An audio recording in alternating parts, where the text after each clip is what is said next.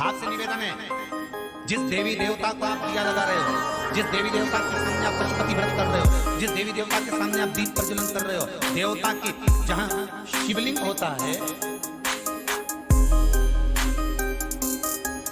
ये शिवलिंग, ये जलाधारी, ये शिवलिंग रखा। कई माताओं की आदत होती है, कई भाइयों की आदत होती है कि जहां शिवलिंग होता है, रिटर्न बंद, जहां शिवलिंग होता है तो वहां जहां शिवलिंग रखा हुआ है कटी में, जहां शिवलिंग रखा हुआ है कटी के अंदर, जहां शिवलिंग का भाग उस जलाधारी पर रखा हुआ है, तो जलाधारी पर जहां रखा है ये मां जगत जननी जगदम्बा है, माता पार्वती जी का हस्त। और आप लोग दिया कहाँ रख देती हो? कई माताएं दिया रख देती है, जहाँ शिवलिंग है तो उसके आसपास में जो गोल जलाधारी है उसी पे दिया रख देती है, जला नहीं। बहुत ध्यान रखिए, बहुत ध्यान रखो जरा, बहुत ध्यान रखिए कि ये जो दिया आपने रखा है, जो ये दिया आप रख रही हैं, इस दिए को उस जलाधारी से आपको थोड़ा दूर रखना, भगवान के करीब नहीं, भगवान को लगना नहीं। श्रीफल नरियल आप शिवलिंग की इस जलाधारी पर नरियल नहीं रखना है। जो विराम ध्यान करते हो आप लोग, पशुपति व्रत का जो नरियल है, भेंट है, वो शिव जी को छुआकर नीचे, ना इस जलाधारी पर नहीं रखना है, शिवलिंग पर नहीं रखना है, उसको छुआकर जलाधारी से दूर रखना। आपने अगर जलाधारी पर रखा है तो उसका फल आपको नहीं मिल सकता। उसका फल बहुत ध्यान देना पूजन पाठ में। आप पूजन पाठ और स्मरण में अगर आप ध्यान देंगे तो आपको पूजन का फल कौन मिलेगा? पूजन का फल तो मिलता है आपके पूजन का क्रम श्रेष्ठ।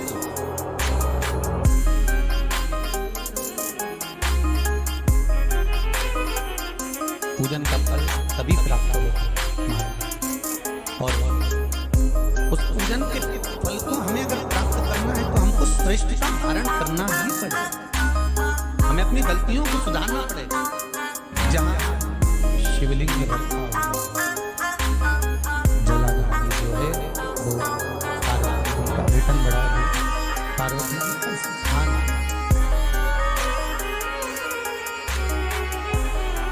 और उस जलाधारी पर कोई वस्तु, शक्कर ले जाओ या मीठा ले जाओ या आप कोई सामग्री लेकर जा रहे हो तो जलाधारी पर नहीं रखना। दिया कहाँ रखना है? जलाधारी से भी फूल चढ़ाओ, पत्ती चढ़ाओ, अक्षत चढ़ाओ, तुम्हारी मर्जी पड़े जो सामग्री आप भगवान की सेवा की, चंदन, नदी, गुलाब जो लेकर गए वो शिवलिंग पर जलाधारी पर सब लगाओ, सब चढ़ाओ।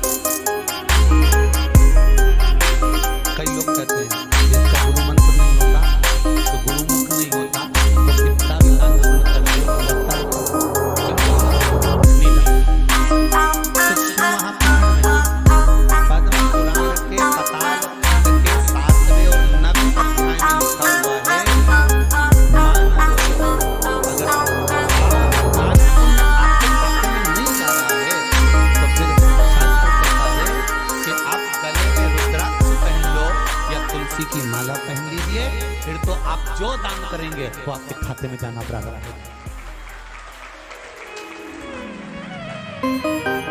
गले में या तो रुद्राक्ष का एक मनका या माला कुछ भी अगर आपके गले में रुद्राक्ष की एक माला भी आपके गले में पड़ी हुई है, या तुलसी की माला का एक मनका या तुलसी की माला भी आपके गले में पड़ी है, तो उसका फल आपको मिलना प्रारंभ हो जाएगा। उसका फल आपको मिलना प्रारंभ हो जाएगा।